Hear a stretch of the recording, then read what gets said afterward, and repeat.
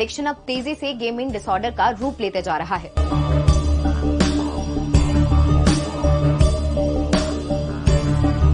चौंकाने वाली बात यह है कि कोरोना काल से पहले गेमिंग डिसऑर्डर के मामले में टीनेजर बच्चियों के मामले नहीं होते थे, लेकिन अब इस डिसऑर्डर में बच्चियों को भी घेरना शुरू कर दिया है। पीड़ित परिवार नामी डॉक्टरों और काउंसलर से भास्कर की बातचीत में ये खुलासा हुआ कि पिछले 1 साल में मोबाइल गेमिंग डिसऑर्डर से पीड़ित टीनेजर लड़कियों की संख्या बढ़ने लगी है, जबकि ऐसा पहले नहीं था। जयपुर में एक परिवार की बेटी ने 10वीं कक्षा में 86% मार्क्स लाए, लेकिन उसके बाद ऑनलाइन पढ़ाई के लिए स्मार्टफोन मिलते ही चीजें बदल गईं। ऑनलाइन गेमिंग के दौरान वो गुजरात के एक लड़के से संपर्क में आई और उसने घर छोड़ दिया, जिसके बाद पुलिस ने उसे गुजरात से रिकवर किया। इसके बाद भी बच्ची गुस्से और जिद के आगे कुछ सुनने को तैयार नहीं थी। इस तरह नागौर में जब 15 साल की एक बच्ची को माँ बाप ने मोबाइल नहीं दिया तो बच्ची घर छोड़कर भाग गई, जो बाद में सड़क किनारे बैठकर मोबाइल खेलती दिखी। जब इंस्पेक्टर ने बच्ची से मोबाइल छीनने की कोशिश की तो उसने इंस्पेक्टर की कॉलर पकड़ ली। ऐसे ही अजमेर में एक किसान परिवार उस वक्त परेशान हो गया जब 9वीं कक्षा में पढ़ने वाली उनकी बेटी मोबाइल पर गेम खेलने से रोकने पर खुदकुशी की धमकी देने लगी।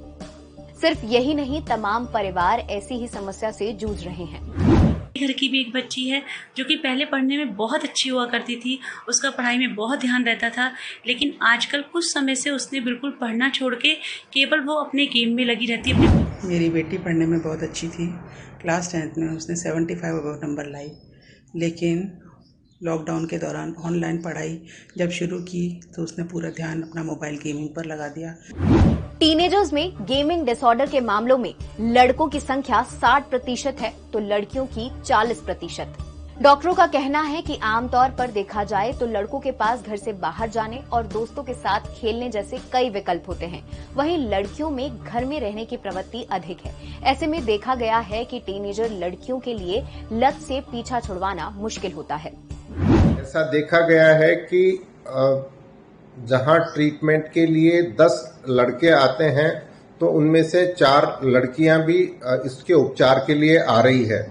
गेमिंग डिसऑर्डर दोनों में है, लेकिन लड़कों से 4 गुना कम लड़कियों में है। मतलब अगर 4 बच्चों में देखें तो 1 लड़का और 3 लड़कियों में गेमिंग डिसऑर्डर, मतलब कि 3 लड़कों और 1 लड़की में हमें गेमिंग डिसऑर्डर मिलेगा। ऐसा नहीं है कि ये सिर्फ शहरी इलाकों की समस्या है, ग्रामीण इलाकों में भी लड़कियां इसका शिकार हो रही हैं। ये बहुत ज्यादा लड़कियों में भी प्रचलन में आ रहा है। ऐसा नहीं है कि सिर्फ इंडिया में ऐसा हो रहा है, all over India it is happening. India में भी हो रहा है, गाँव में भी हो रहा है। दरअसल देश में 50% बच्चे एडिक्शन और मारपीट वाले ऑनलाइन गेम खेलते हैं। ऐसे में सजग होकर और डॉक्टरों की मदद से हम गेमिंग डिसऑर्डर के शिकंजों से अपने बच्चों को बचा सकते हैं। और भी